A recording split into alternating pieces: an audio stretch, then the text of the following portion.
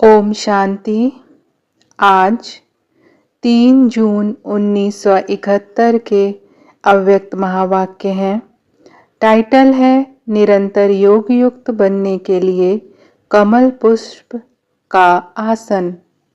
निरंतर योग युक्त बनने के लिए कमल पुष्प का आसन। आज का दिन कौन सा है? भट्टी का दिन है। भट्टी के दिन को कौन सा दिवस कहते हैं? भट्टी के आरंभ का दिन अर्थात जीवन के फैसले का दिन है। भट्टी में किस लिए आती हो? जीवन का सदाकाल के लिए फैसला करने। सभी इस लक्ष्य से आई हो क्योंकि भट्टी में आने से बाप दादा द्वारा व अनन्य बच्चों द्वारा एक गिफ्ट मिलती है। वह कौन सी? जो चीज़ मिलती है सुनाना भी सहज होता है। दो चार ने अपना अपना विचार सुनाया।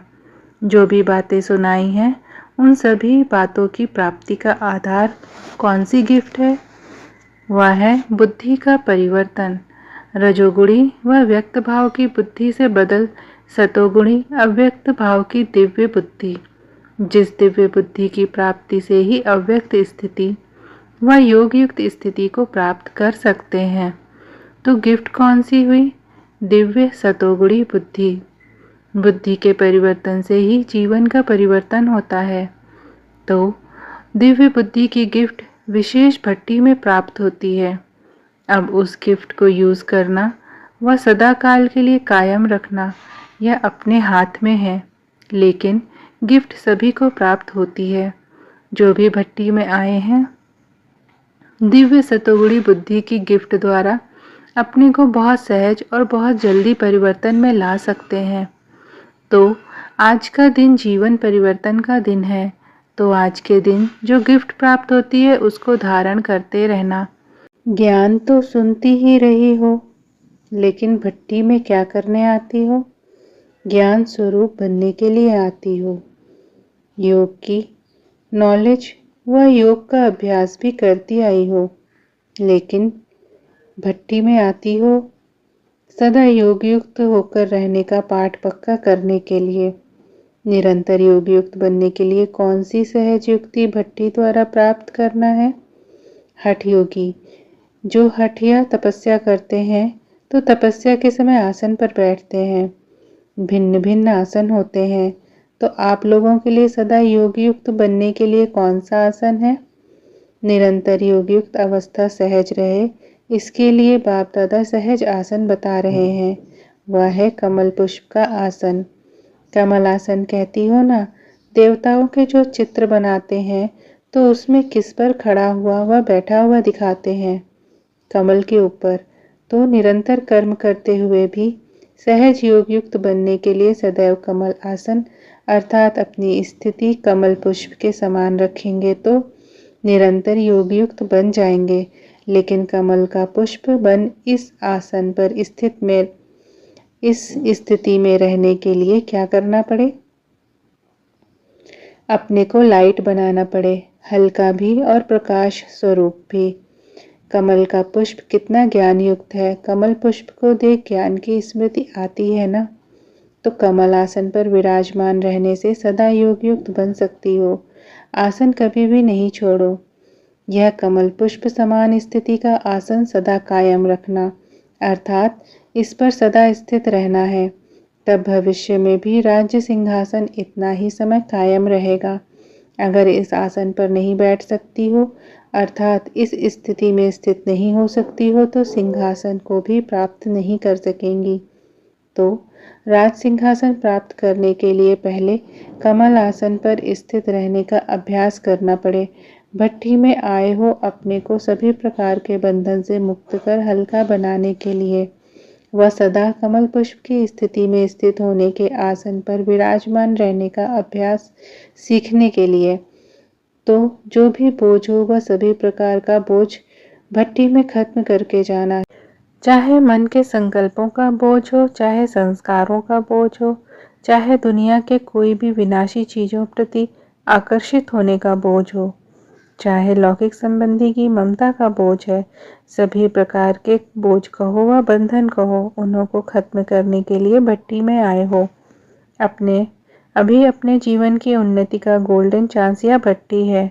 इस चांस में जो जितना चांस लेते हैं उतना ही सदाकाल के लिए अपने जीवन को आगे बढ़ा सकेंगे। भट्टी में कौन सा लक्ष्य रखकर आई हो? संस्कारों को परिवर्तन में लाकर फिर क्या बनने का लक्ष्य रखा है? यह ग्रुप विशेष किस बात में सभी ग्रुप से अच्छा है यह मालूम है? इस ग्रुप की एक बहुत अच्छी विशेषता है। गोल्ड में जब खाद डाली जाती है तो उसके बाद गोल्ड को मोल्ड नहीं कर सकते हैं। ओरिजिनल गोल्ड होता है तो उसको मोल्ड कर सकते हैं। तो ऐसे समझें कि यह सच्चा सोना है, इनमें कोई खाद नहीं है। आप लोग अपनी विशेषता को जानती हो। इस ग्रुप को देखकर ऐसा लगता है जैसे जब वृक्ष नया लगाया जाता है तो पहले बहुत कोमल सुंदर छोटे छोटे पत्ते निकलते हैं जो बहुत प्रिय लगते हैं। तो यह ग्रुप भी नए पत्ते हैं लेकिन कोमल है। कोमल और सख्त चीज़ें होती हैं ना। कोमल अर्थात संस्कारों की हड्डियाँ इतनी सख्त नहीं है जो चेंज नहीं हो सके। छोटे बच्चों की हड्डियाँ पहले कोमल होती हैं, फिर जैसे बड़े होते हैं तो सख्त होती जाती हैं। यह ग्रुप भी कोमल संस्कारों वाला है। इन संस्कारों को परिवर्तन करना सहज हो जाएगा। कड़े संस्कारों वाले तो नहीं हो ना। दादी जी 2 दिन के लिए मद्रास सर्विस पर जाने के लिए बाप दादा से छुट्टी ले रही हैं। जो विश्व के राजे बनने वाले हैं उन्हों की विशेषता यह है, सर्व आत्माओं को राजी रखना। महारथियों के कदम कदम में पद्मों की कमाई रहती है। सीता माता भी छुट्टी ले रही हैं। अपने को समर्थ आत्मा समझ इस शरीर को देख रही हो। साक्षी अवस्था की स्थिति में स्थित होने से शक्ति मिलती है। जैसे कोई कमज़ोर होता है तो उनको शक्ति भरने के लिए ग्लूकोज चढ़ाते हैं। तो जब अपने को शरीर से परे अशरीरी आत्मा समझते हैं तो यह साक्षीपन की अवस्था शक्ति भरने का काम करती है। और जितना समय साक्षी अवस्था की स्थिति रहती है उतना ही बाप साथी भी याद रहता है, अर्थात साथ रहता है। तो साथ भी है और साक्षी भी है। एक साक्षीपन की शक्ति, दूसरा बाप के साथी बनने की खुशी की खुराक। तो बताओ फिर क्या बन जाएंगी? निरोगी, शक्ति रूप न्यारी और प्यारी। इस समय ऐसी न्यारी और प्यारी स्थिति में स्थित हो। यह स्थिति इतनी पावरफुल है जैसे डॉक्टर लोग बिजली की रेज देते हैं कीटाणु को मारने के लिए। तो यह स्थिति भी ऐसी पावरफुल है जो 1 सेकंड में अनेक विकर्मी रूपी कीटाणु भस्म हो जाते हैं। विकर्म भस्म हो गए तो फिर अपने को हल्का और शक्तिशाली अनुभव करेंगे। सदैव प्रवृत्ति को भी सर्विस भूमि समझना चाहिए। अपने को बाप दादा के अति प्रिय समझती हो? क्यों? ऐसी क्या विशेषता है जो अति प्रिय हो? एक बाप दूसरा न कोई। ऐसे एक के ही लगन में रहने वाले बाप को अति प्रिय हैं। समझा? अच्छा, ओम शांति।